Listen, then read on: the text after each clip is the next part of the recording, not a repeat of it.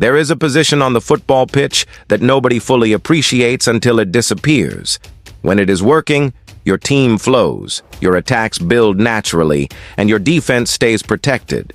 The moment it breaks down, everything collapses. Possession goes nowhere, transitions are chaos, and the entire team looks lost. That position is central midfield, and if you are serious about owning it, you need to stop relying on advice that was relevant 2 decades ago, because the game has moved on. And so should you. What you are about to hear in the next few minutes may change how you see, play, and carry yourself on that pitch.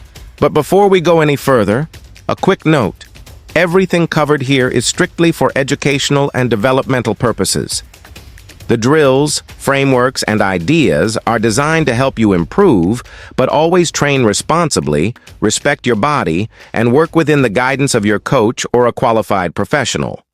Now let us get into it.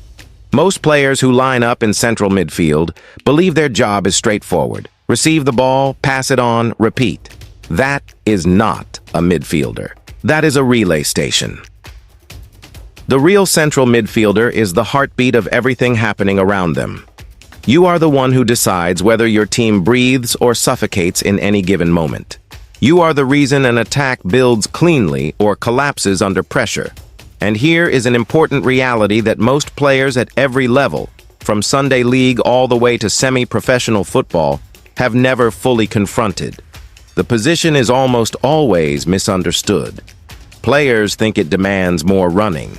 It does not. They think it demands harder tackling. It does not. What it actually demands is seeing more, thinking faster, and positioning smarter, before the ball even reaches your feet. Let us start with the quality that separates average midfielders from elite ones, and it has nothing to do with technical ability. It is called scanning. Not glancing, not occasionally checking over your shoulder. Constant, deliberate, disciplined scanning of everything unfolding around you. Let us start with the quality that separates average midfielders from elite ones, and it has nothing to do with technical ability. It is called scanning. Not glancing, not occasionally checking over your shoulder. Constant, deliberate, disciplined scanning of everything unfolding around you.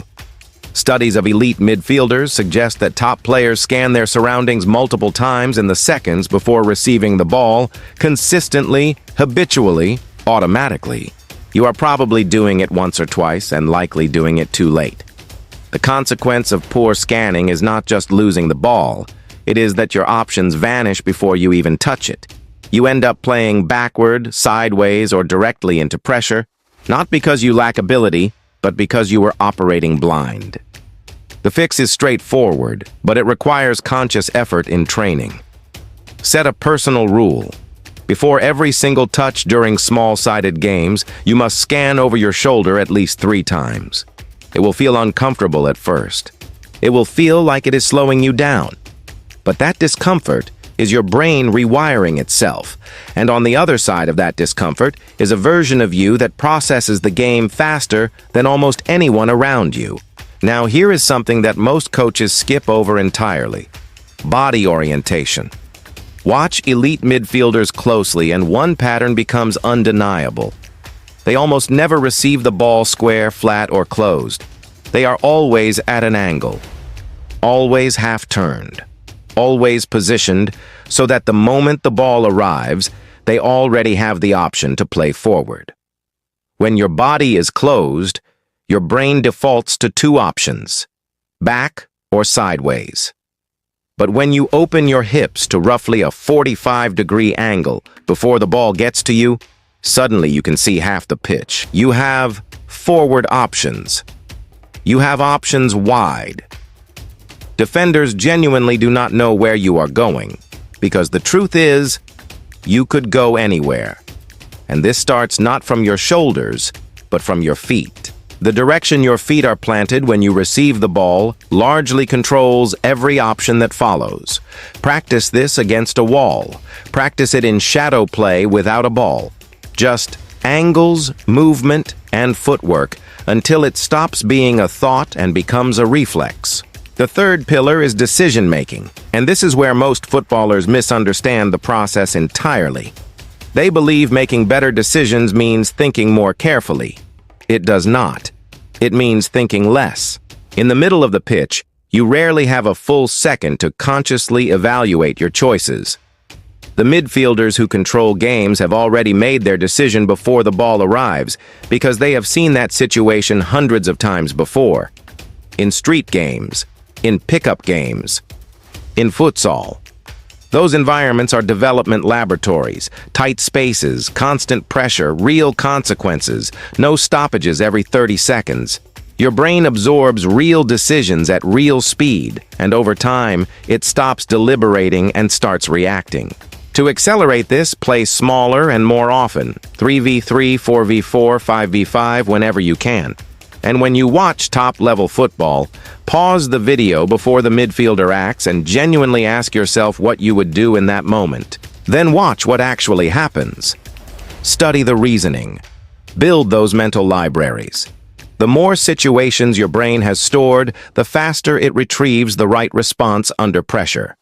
Technically speaking, your first touch as a central midfielder is not just about ball control, it is about situation control. Every touch should be moving you away from pressure and towards space. Not because someone told you to, but because you already scanned and already know exactly where the space lives. Pair that with the ability to execute different types of passes depending on what the situation demands. Line-breaking passes that cut through defensive structure. Sharp one-touch passes that keep your team flowing at pace. Long diagonal switches that shift the point of attack from one side of the pitch to the other. And disguised passes, where your body signals one direction while the ball travels to another. Each of these is a genuine weapon, and the weight of every pass matters just as much as its direction. A pass to a pressured teammate needs to be firm and precise. A pass into open space needs to land softly enough that a runner can stay in full stride. For dribbling, avoid the trap of chasing 50 different techniques. Master 3 that actually appear in real matches. The body feint, a subtle drop of the shoulder that commits a defender one way while you go the other, is worth more than any elaborate skill combination. Once that becomes natural, add the roulette and the elastico. The important word here is natural. These moves only work when you are not consciously executing them. They work when your body just does them. And the only path to that level is repetition in live game environments, pickup games, street football, small-sided sessions, over and over until the movement belongs to you.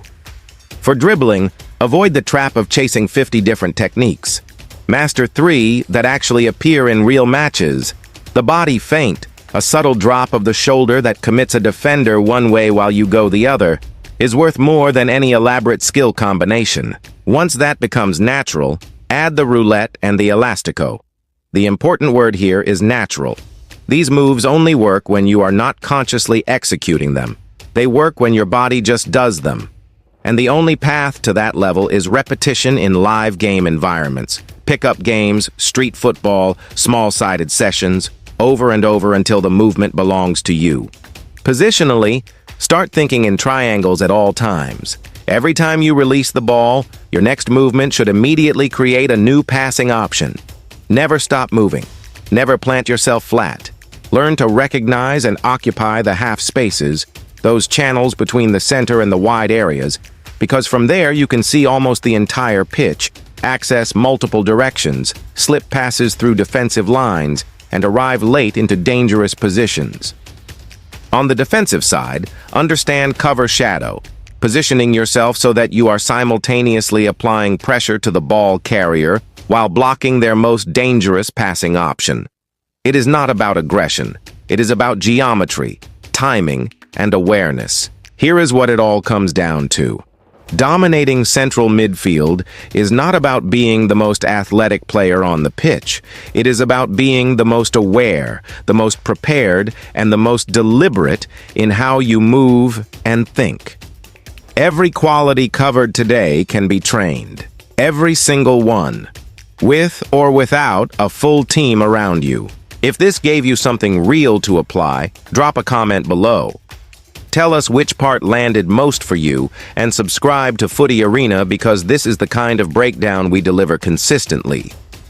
One final note before you go. The concepts and drills shared throughout this video are for educational purposes. Always warm up properly, listen to your body during training, and if you are managing any physical concerns, consult a qualified professional before pushing your limits. The game rewards those who prepare with intention. Go be one of them.